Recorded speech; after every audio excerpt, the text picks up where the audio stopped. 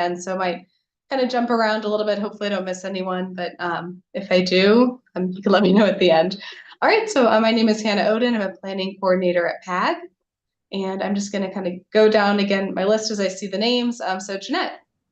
Hi, good afternoon. This is Jeanette Duran. I'm the Transportation Planning Director here at PAG. Okay, thanks, Jeanette. And Samuel Paz.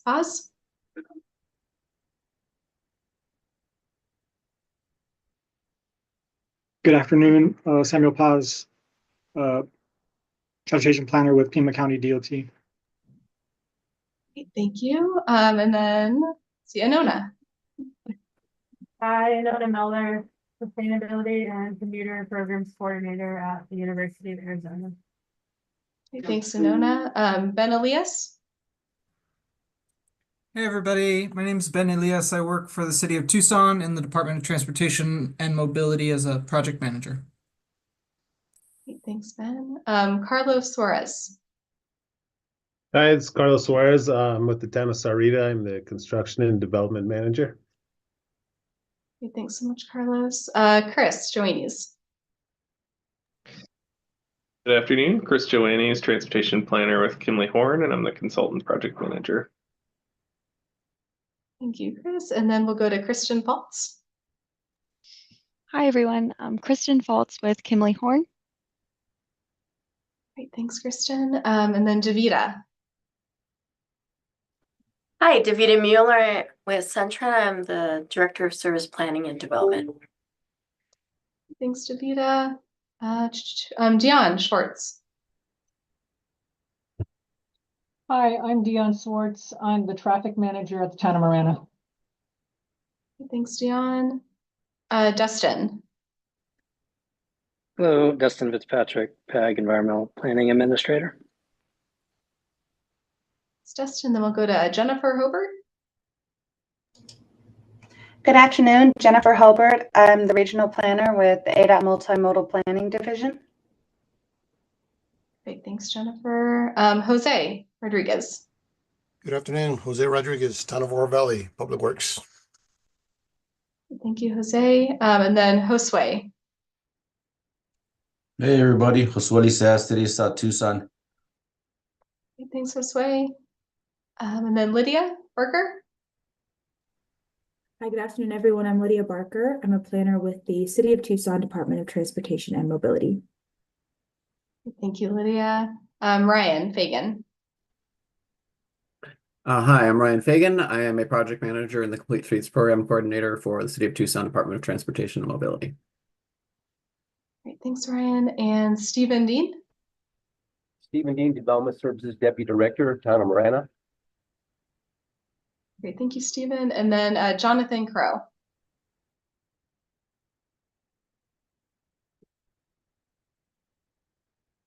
Jonathan, I see as an attendee. I don't know if you're connected to, oh, maybe just connected to audio.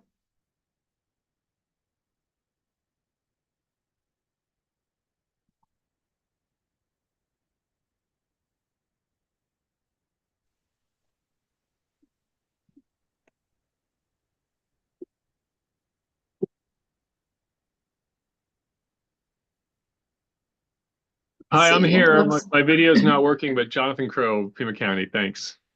Perfect, we can hear you. Thanks, Jonathan. And we also have our tech and admin team who's keeping us going throughout the meeting. So that's Bree, Dawn, Jesse, and Crystal. Was there anyone I missed? All right. And I will just say real quick, if you do have to hop off or can't stay for the full length of the meeting, if you could just go ahead and let us know, that would be appreciated just to make sure that we can keep quorum. But we'll move on to the second item, which is our in-kind form. So I'm just going to read the slides. Regional planning efforts are enhanced by recording time donated by attendees, volunteers, and participants. PAG collects data on the time dedicated to meetings and activities to apply for use as matching funds for grants and federal dollars. If you are paid with federal dollars, please let us know now. All right, and time spent in preparation for this meeting will be estimated by PAG staff who are knowledgeable of the agenda and meeting materials. At the conclusion of this meeting, the session report will automatically calculate your time spent in this meeting. Time spent working on PAG or RTA initiatives, programs, and special projects may also be eligible for consideration for matching funds. All right, and with that, we'll move on to agenda item number 3. So that's the planning process progress, and I will turn that over to Chris. All right, thank you, Hannah. So just a quick agenda of what we'll be going through here today. I think we had set aside 2 hours. I don't anticipate that we'll need that much time. But we'll give an overview of what we've been up to since the last technical working group meeting. We'll do a quick review of the process that we're in the middle of that identifies our high priority network for active transportation improvements. We'll talk through the initial results that we've done on the 3 network packages that we talked about in our last meeting. And then we'll have a discussion on getting some direction on how we want to go about putting together the final high priority network. And then at the end, we'll just talk about next steps and what to expect over the next couple months. Next slide, please.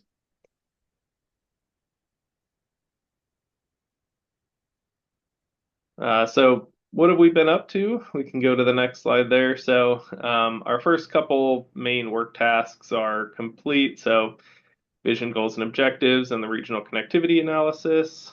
We have a few in process right now. So largely what we're talking about today is that regional corridor identification and evaluation task. So that's where we're putting together network scenarios, identifying our high priority network, and then putting together the package of projects to fill in the missing gaps in that network for active transportation improvements at a regional scale.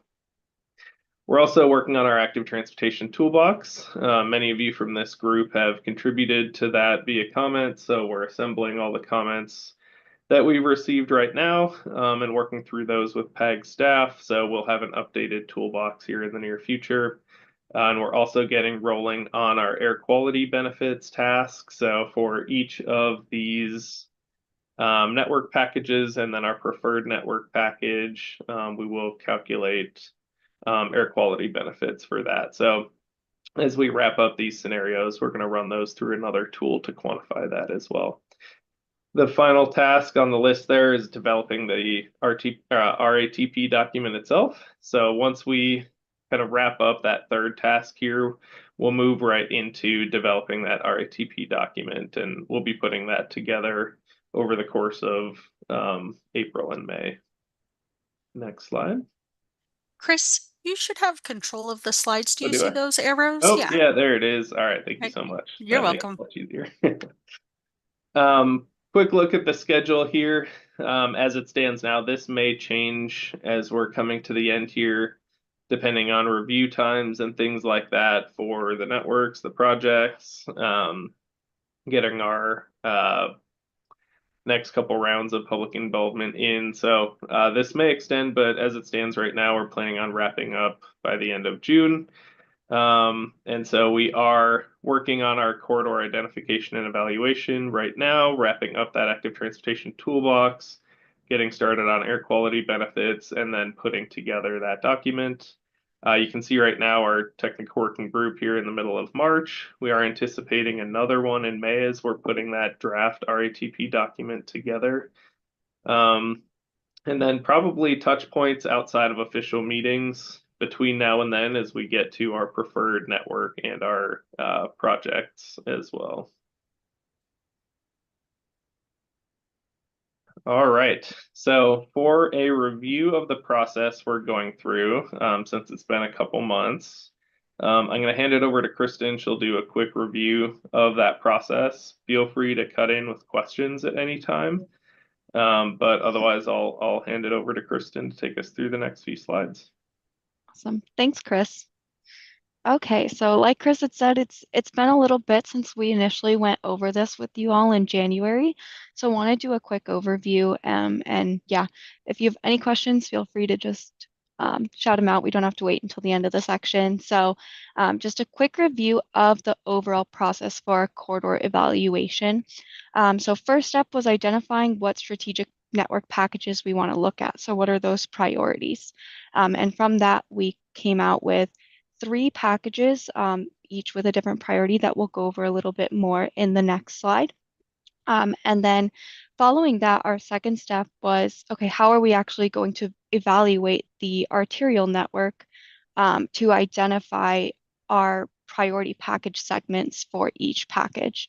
And then with that, since they have different priorities, how do we want to weight the evaluation criteria to get those differentiating results between each package?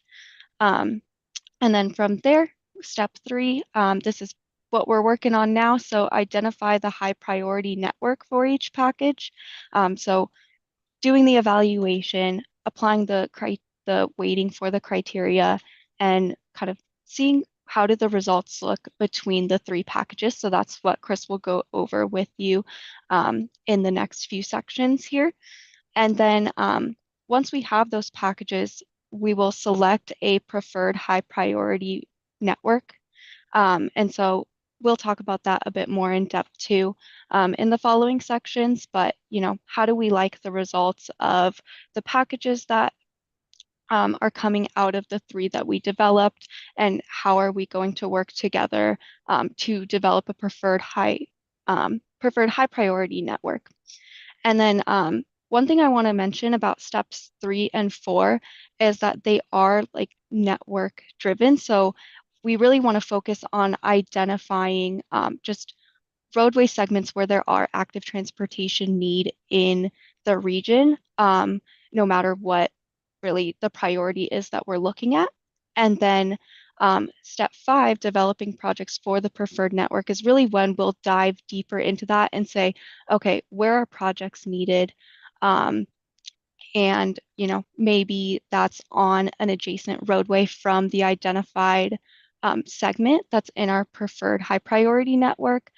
Maybe there's already a program project on one of those network links that we identified. So that's where we'll kind of get more into the nitty gritty of what's kind of on the docket for these locations and what facilities are currently there.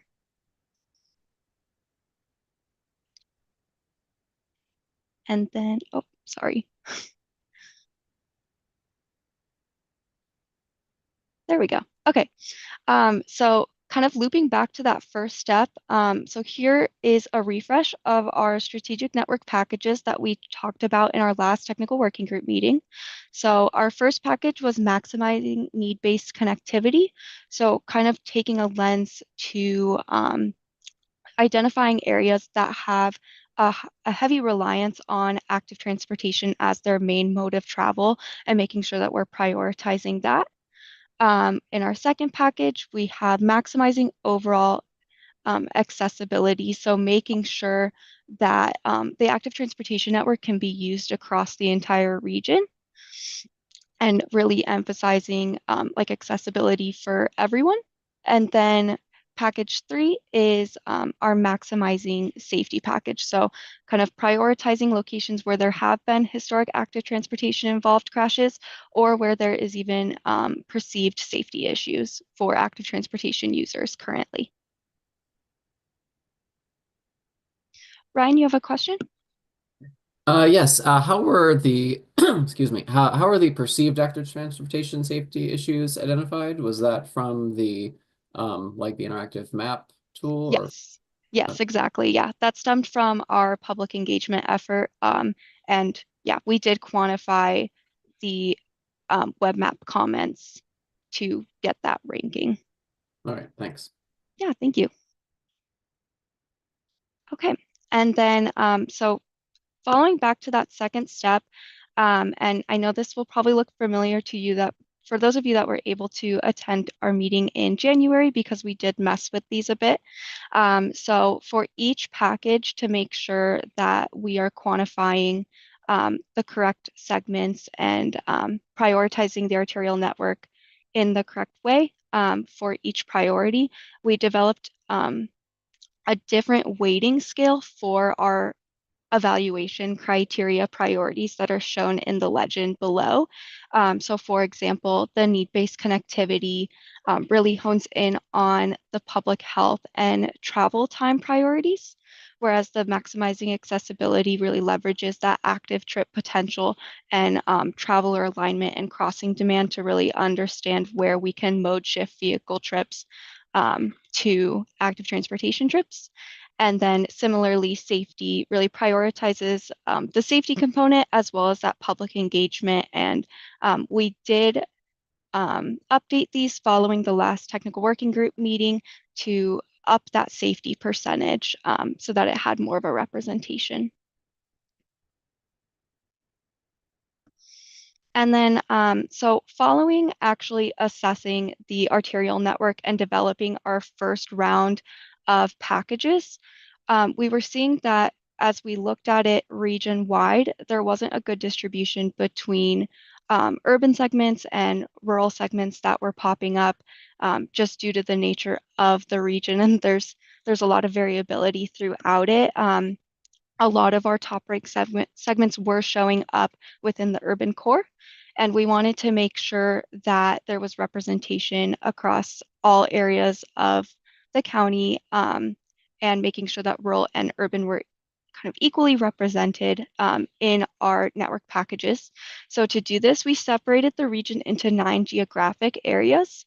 And that's what you can see here on the map.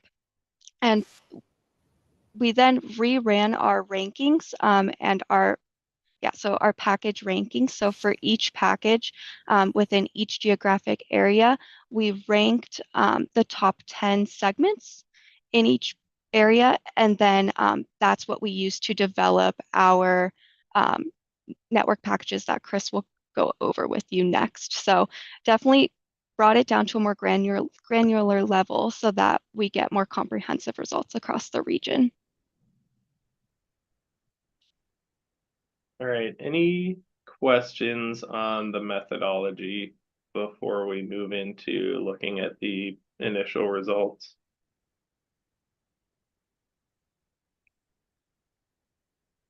Okay. So I will flip here. Crystal, am I able to share my screen? Is that okay?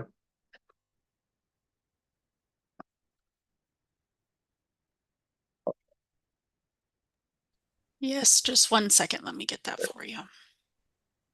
So what we've done is developed a web application. Let me attempt to pull that up here.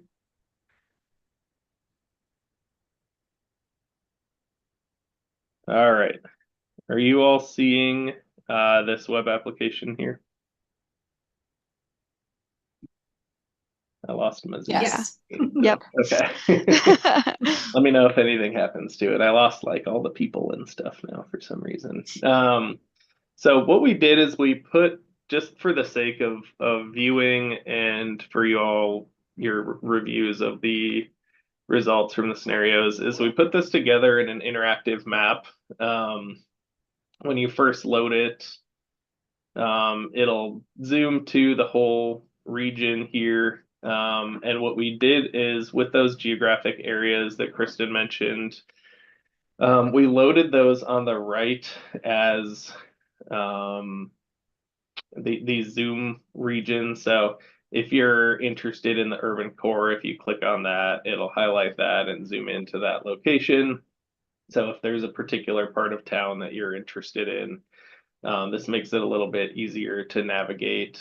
When you pop in, it defaults without the legend in the side. So hit the map layers here and expand this.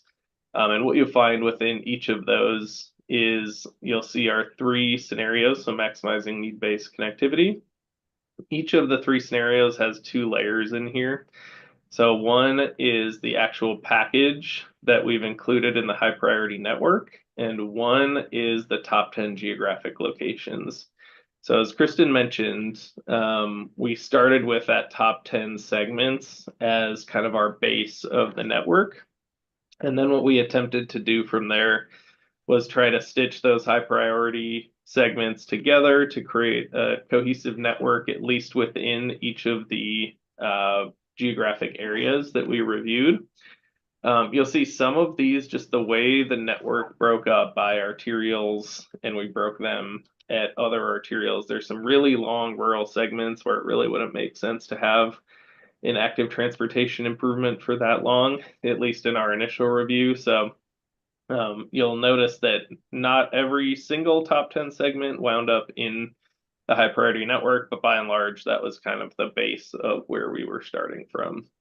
And so right here, what I have is the maximizing accessibility. I have those top 10. So within each of these geographic areas, the gray lines are the top 10 segments that came out of our analysis based on the weighting that Kristen just showed in the previous slides.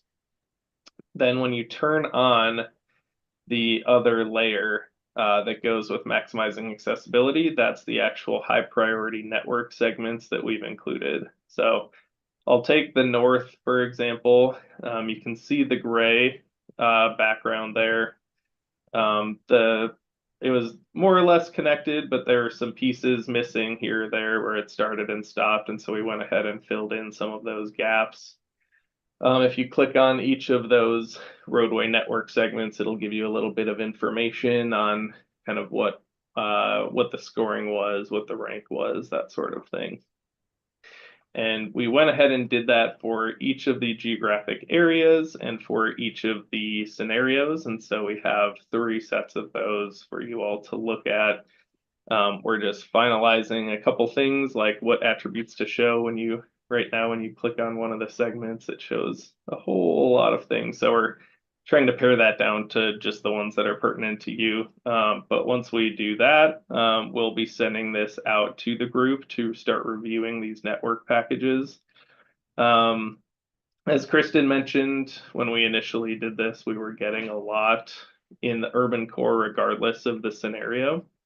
A lot of need is there. There's a lot of activity kind of in this central area that was overwhelming some of the other areas. So it probably underrepresents what's needed in the middle, but City of Tucson already has a very strong plan for addressing issues in the center of the city. And so this really is trying to focus on where are some of the other parts of the region where there is at least a high level of need relative to the rest of that geographic area. So before I go any further, and I still can't see participants, so I might need Kristen to help me. Yeah. Any questions or anything in particular you want to look at and review while we're here together? Yeah, Jonathan and Ryan both have their hands up right now. So Jonathan, if you wanna go? Okay, just a quick question, Chris. Can you just really briefly explain the color schema for the map? Yep. So I'll turn this off again. The gray is the top 10 segment within each of the geographic areas. So the ones, these ones in the orange area are from this. I think that's the southwest area. This is the south area. This is the urban core. When you turn on the opposite of that, when you turn on the network package itself, we have it colored by the geographic area just to show, where we were pulling these different segments from. So you'll see this north district or geographic area we have here has the blue lines on it. The northwest has the darker blue. The west has green lines on it, etc. So just to follow up, so on the red area, let's just stay on that for a sec. Don't move. Yep. You got a red line that's just a red line, and then you've got some sort of highlighted red lines that are sort of orange. Is there a difference between those two?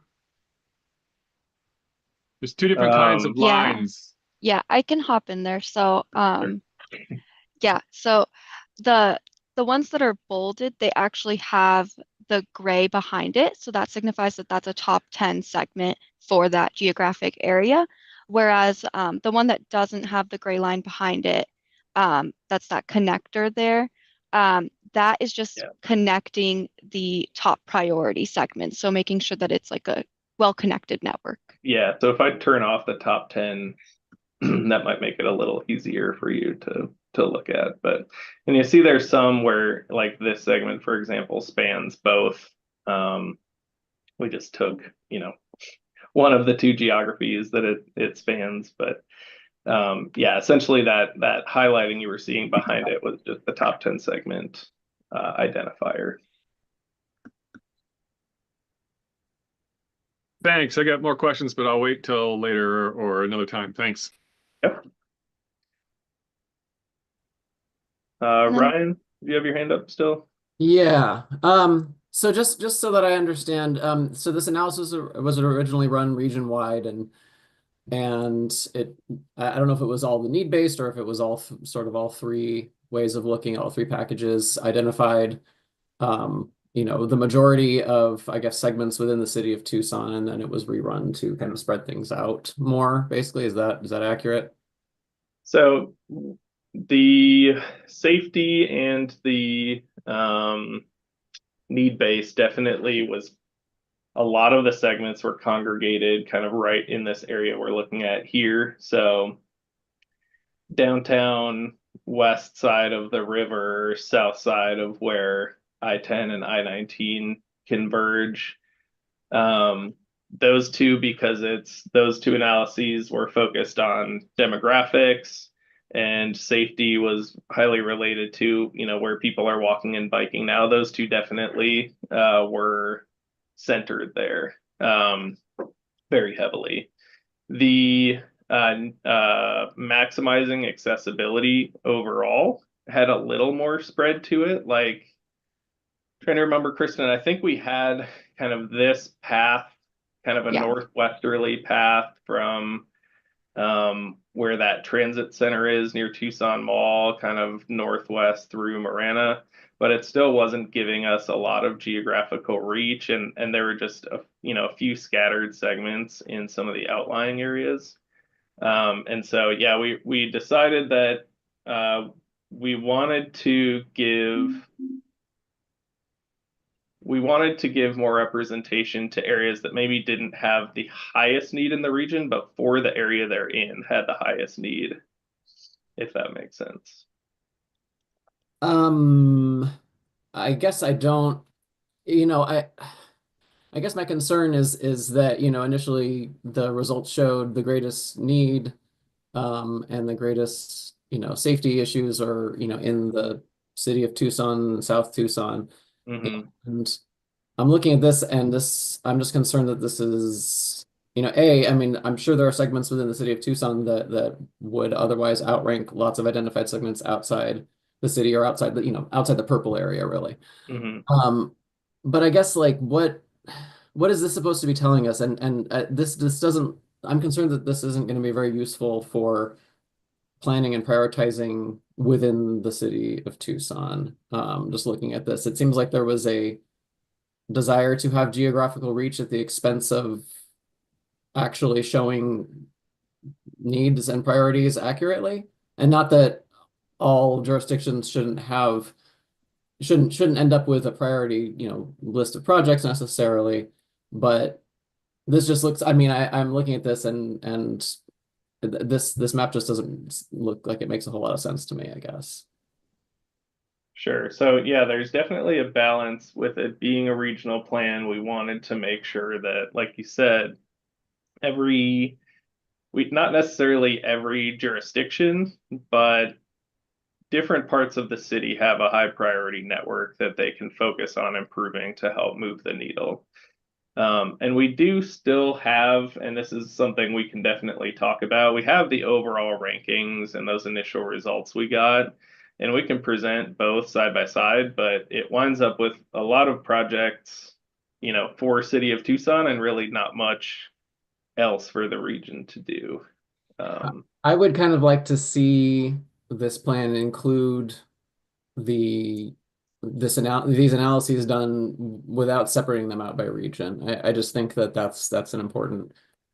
I mean, maybe I don't have the picture of all the deliverables that this is going to have, but looking at this right here, I mean, it seems like I guess I just don't know what we're supposed to do with this, where it's like, okay, so we've got First Avenue here, we've got segments of Speedway and Broadway, and that's kind of it. And the need for these kinds of, I mean, this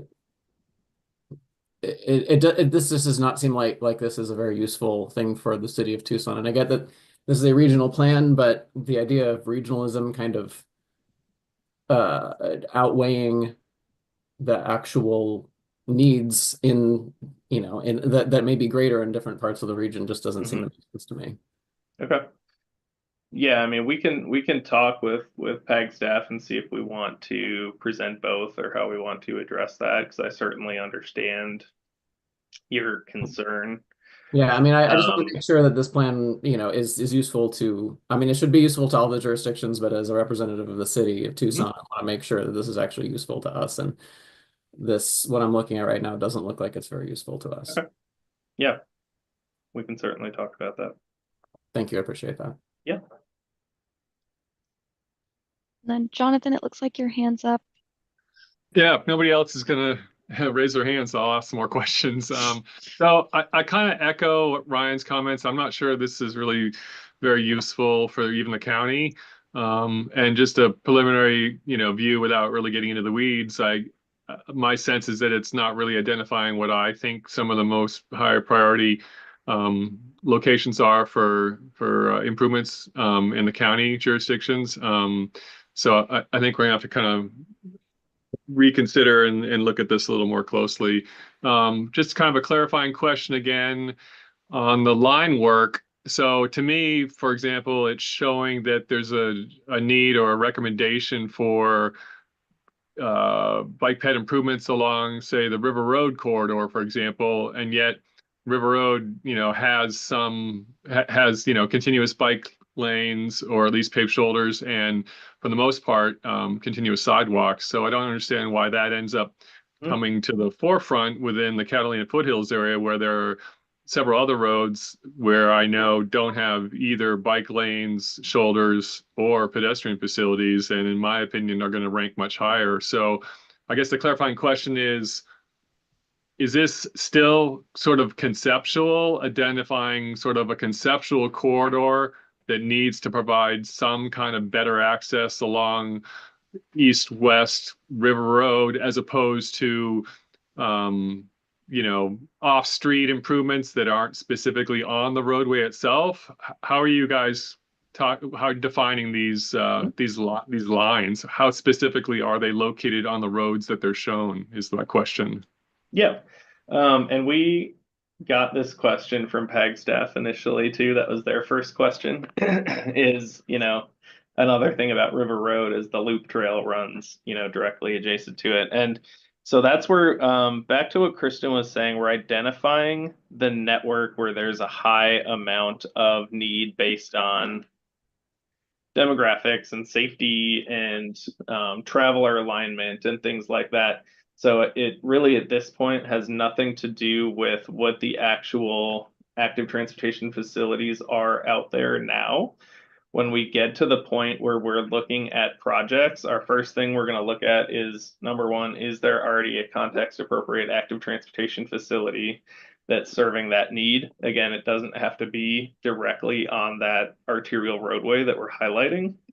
And number two, are there any programmed projects coming up that we know about? And we've been working quite a bit with the county to get all of the CIP projects in our list. Essentially, is there anything coming up that will fill that need? And then what our task is going to be at the end is filling in all the gaps that are left over. So we know that there's this, northwest to southeast need along these series of arterials. If there's any gaps in there where there's not existing infrastructure or programmed project, that's where we come up with, these are the projects you need to fill those gaps or to supplement what's out there now. So the idea right now is just identifying where the overall regional needs are, and then we come back and fill in projects to bring that network up to an acceptable or a context appropriate standard, I should say. That helps a lot. Thanks, Chris. Just a follow-up comment then, I guess, is that I don't agree with the methodology that identified these high priority corridors, because, say, in my opinion, we've got a much higher priority need for safe bike and ped facilities along the Ina Sunrise Skyline corridor than we do along the River Road corridor. And I could foresee that using your methodology might eliminate the River Road corridor from the final recommendation list because there's already facilities there, with the exception of maybe.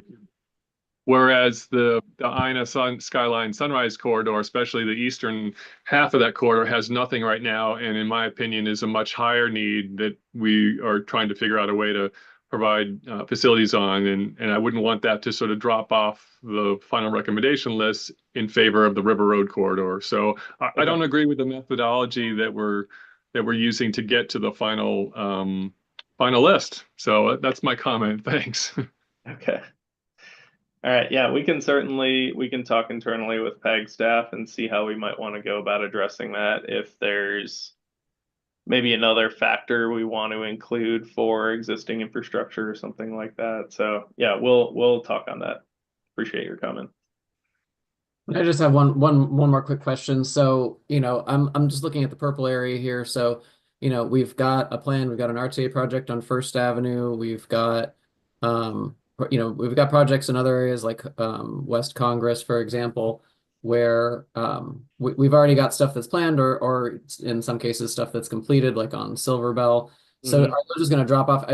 I guess I'm looking at the purple area, and there's not going to be much left in the purple area after you take out stuff that's either done or that's already in process, that's already planned to happen. So are we going to be left with like a couple of short segments of that don't connect to anything as like our priority projects in the plan at the end, if this is what we're looking at? So that's where we want to definitely refine the network with you all.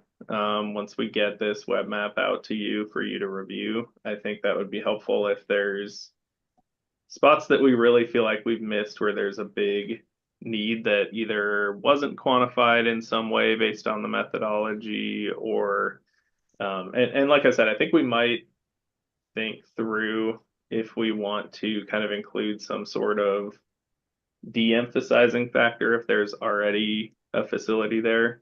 We have the data for facilities that are out there, so it's possible, but we would need to think through how to adjust the methodology for that. But yeah, we definitely are looking for your input still on how these 3 network packages are coming out. I have a question. Sure. So we've been talking a lot about the particular highlighted routes on the map that we're looking at now. And I'm wondering if you click on a different package, are there different high top 10 locations, or are they going to be the same from project package to package? No, they're not the same. You will see there's a lot of overlap between them for sure, but there are different roadways highlighted within each of the packages. So if you remember in that maximizing accessibility one, I think this stretch in here was included. This definitely changes the city of Tucson, that urban core one for sure. If I flip into, I'll turn those off, turn these on, the need-based ones, they do all change some. Like I said, there's a lot of repeats, like essentially in this Catalina Foothills area, that River Road corridor and kind of this the southern part of the north area, that does pop up in all of them, because it's hitting on essentially all of the things that we quantified in that methodology. But there are differences between the different packages for sure. Thank you.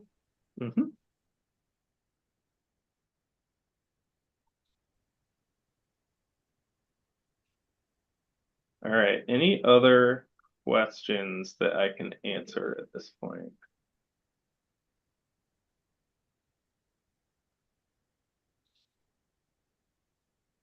Okay. So I will stop sharing, and Crystal, are you able to reshare the presentation? Perfect. Thank you so much. So, like I mentioned, what we're gonna do is update this web application just a little bit. And based on your comments, we'll talk with PAG as well, PAG staff, and see if there's any other changes or tweaks we want to make to the methodology before we send this over to you all. But then what we'll do, we'll set a deadline and we'll give a couple weeks to review this. But really where we're going next is, it lets me change here.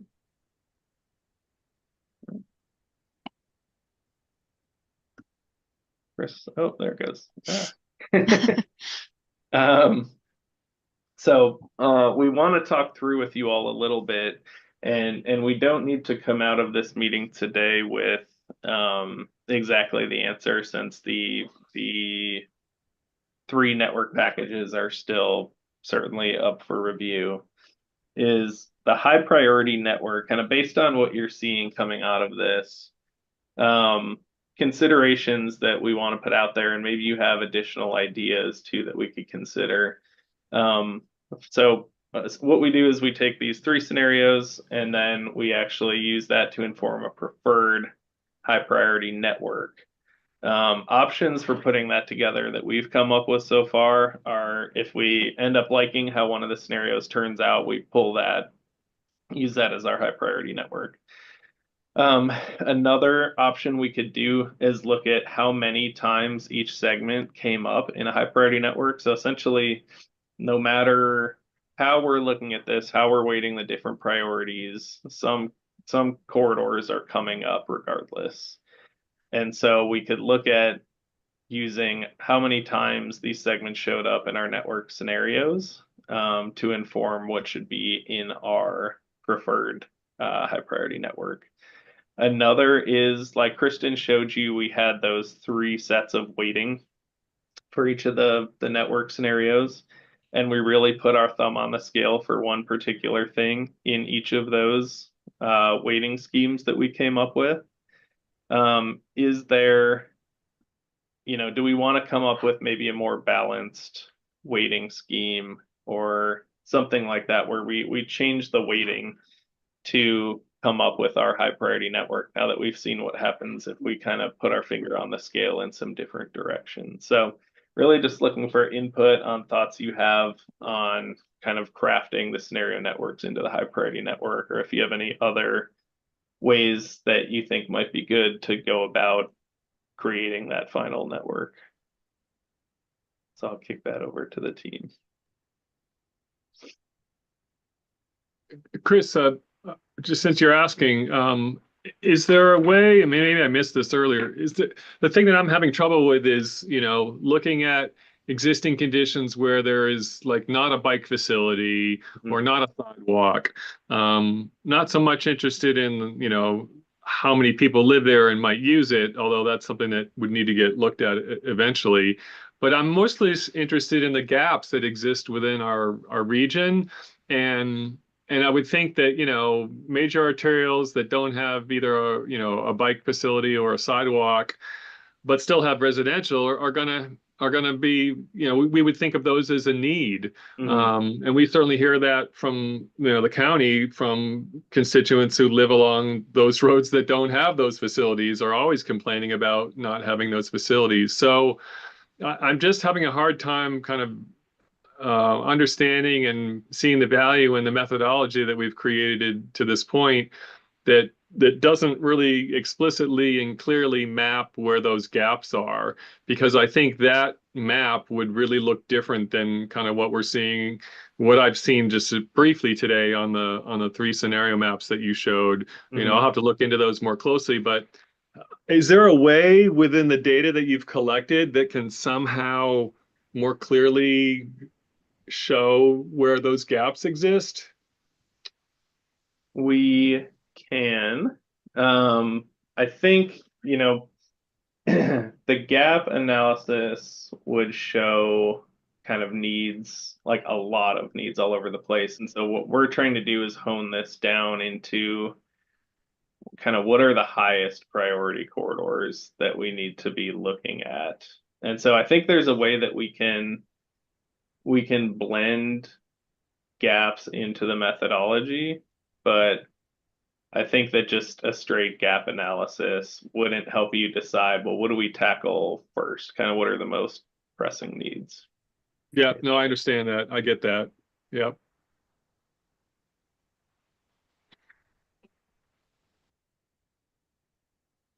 Any other ideas or thoughts out there? Or is anyone drawn to kind of one way of kind of moving from the scenario networks to the preferred network at all?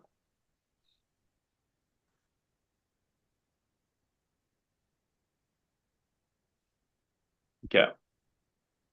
All right. Cool. Well, we will keep moving here. So next steps, like I said, we'll get these out to you all here shortly to start reviewing. Once we do that, and get your feedback and address comments and such, we'll develop a high priority network package. And then, like I said, we'll go about developing the projects that fill in all the gaps on those high priority networks to create kind of cohesive, context appropriate solutions along the high priority network.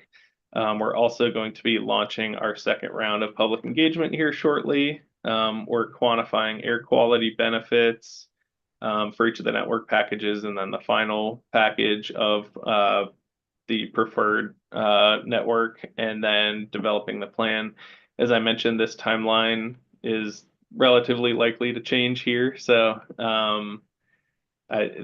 we definitely want to make sure that you all have enough time to review, PAG staff has enough time to review. So we may be extending this out a little bit, but we're working through that with PAG right now. Dion, I see your hand up. Yeah, when we review these, what are you looking for from our comments? Because these segments rose to the top based on your methodology. So I'm wondering, if we make a comment, we're really commenting on the methodology. So I'm not really sure how to approach a review. Yeah, I think there was, if you noticed on the maps, the top 10 segments came out, but they're kind of disparate and disconnected. And we definitely made a lot of judgment calls on how to stitch together the network packages themselves. And I think that's where we really want to hear from you, where you're like, okay, I see, how you put together this network based on the top 10 segments that came up, but actually, I think, this should be on, I'm just looking back at my screen here. I think that you should actually prioritize Oracle over La Choya. I just am looking at what was in front of my face there. Because of, XYZ reason. So essentially we had a couple segments on Oracle that came up and a segment on La Choya that came up, and we chose to go down the La Choya route. We want to hear from you. No, I think it would make a lot more sense if we actually did it on Oracle. And so that's where, a lot of our judgment in smoothing out these results to put together a network that at least has some level of connectivity within the geographic areas and between geographic areas. I think that's where we really want to hear from you. How should we stitch those things together? Thank you. Yeah. Ryan? Yeah, I guess this seems like there's judgment calls on top of judgment calls, and then we're being asked to essentially say, no, we want to make a different judgment call. Maybe we want La Choya instead of Oracle, or maybe we want Grant instead of Speedway or something like that. But like at some point, I feel like I already don't really understand how we arrived at where we've gotten, and then we're even getting further away from anything resembling like sort of a scientific methodology for identifying where need or safety needs or what have you are. So I guess I'm worried, and again, without having seen any of this before this meeting, I feel like I'm limited in the kind of information, kind of questions I can ask that would actually get useful information, because I haven't actually had a chance to look at this stuff. But like I'm concerned that I'm gonna sit down and I'm gonna look at this, I'm gonna be like, I don't even know how to I don't even know how to provide feedback on this because, I'm not going to say that I know that, oh, it should be this street instead of that street. I want to rely on some sort of objective methodology rather than me just going, oh, I think you really need to have it on this street instead of that street. So I'm concerned that I'm not going to know what to do with this and not really going to have an opportunity to talk through it with you all since I don't know when the next meeting is, but I imagine we're not going to be discussing it in detail at the next one. Well, when you get the web application, it will have those top 10 segments in it. So that's telling you really where the methodology is saying the highest need was. Now, how we're stitching those things together, we're trying to smooth out that network and fill in the gaps. That's where there's some judgment, but we have not, other than doing this by geography, have not adjusted the results of those top 10 segments at all. So that's really the basis. We're just trying to figure out how to put those pieces together. So that's where we're looking for judgment. We're not really, we can adjust the methodology if we think that something's gone haywire. Like the point raised on, there might be, maybe there is a good way to include existing facilities in there to de-emphasize certain roadways, and we can certainly discuss that with PAG staff. But yeah, we're more just trying to get from you picking apart the top 10 segments that came out of each area, if that makes sense. I will have to see. Well, I guess when we have access to the maps. I want to make another just more general comment, which is, I don't know how many meetings we have left like this, but I think I think everybody else would appreciate having the opportunity to review materials in advance of these meetings because I just feel like we're going into them blind and are only able to see what's flashed on the screen in front of us, and it makes it very difficult to have like an informed discussion. Yeah, we wanted to give you a tour of how the application works and how the methodology is reflected in there on this one. So I think we're certainly open to kind of putting in additional technical working group meetings to talk in more detail about the results. So we'll discuss with PAG about that. But yeah, we didn't want to throw this application at you without you kind of at least having a base understanding of what it's showing and how we're asking you to use it. So yeah, we'll talk more on additional follow-up meetings as needed. Thanks. Yeah, I think I would appreciate it if that would be seriously considered. Okay. Dion, you have your hand up? Yes, so I thank you for your answer about finalizing the high priority network and stitching them together. That makes sense to me. And then the bullet after that is develop a preferred high priority network package. And the fact that it's kind of got the same weight as the one before it, I'm a little bit unclear how we're going to get there at this point.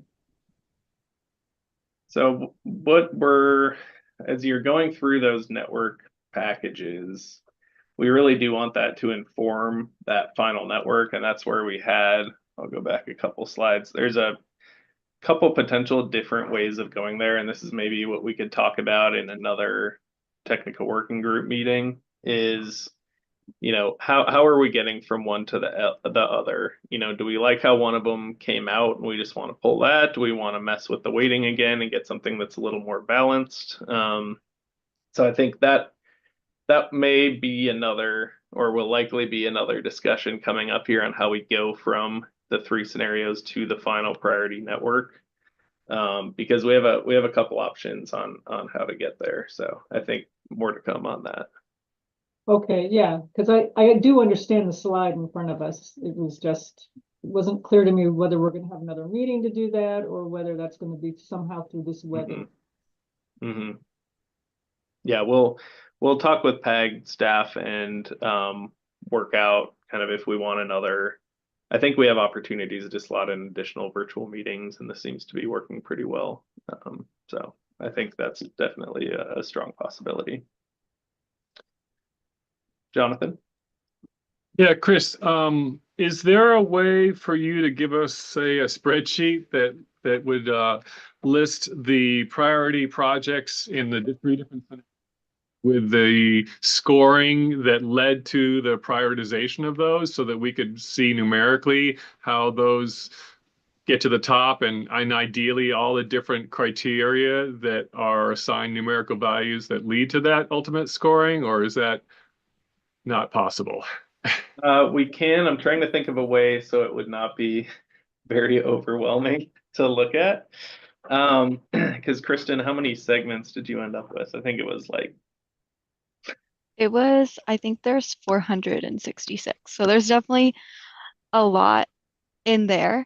One thing too is it is like GIS based, so it's all based on that ID. So you would have to kind of go between the attribute table in the web map and then kind of jump back and forth via the ID to the spreadsheet. I mean, that's okay. That's kind of what we do on our own. We do that in-house anyway with our own GIS system and dealing with attributes and tables that are like 2,000 or 4,000 cells long. So this seems easy if it's only 400. So they tune it over and let us chew on it.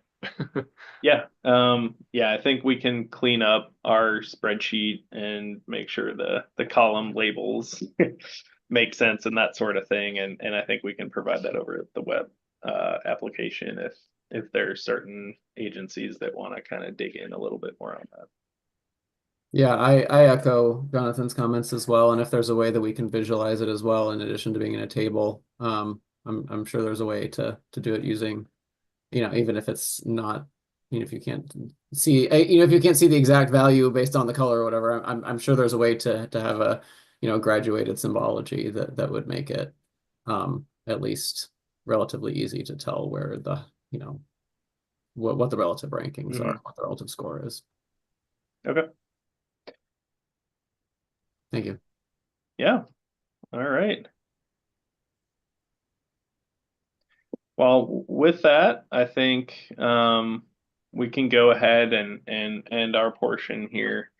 Again, appreciate your input and your attention to this. I know it's going to be a lot to look through when we send it over to you, so we appreciate in advance your help there. We'll talk with PAG staff about kind of the format of the data that we'll put out and that sort of thing, and we'll try to get that out to you as soon as we can. So thank you all, appreciate it.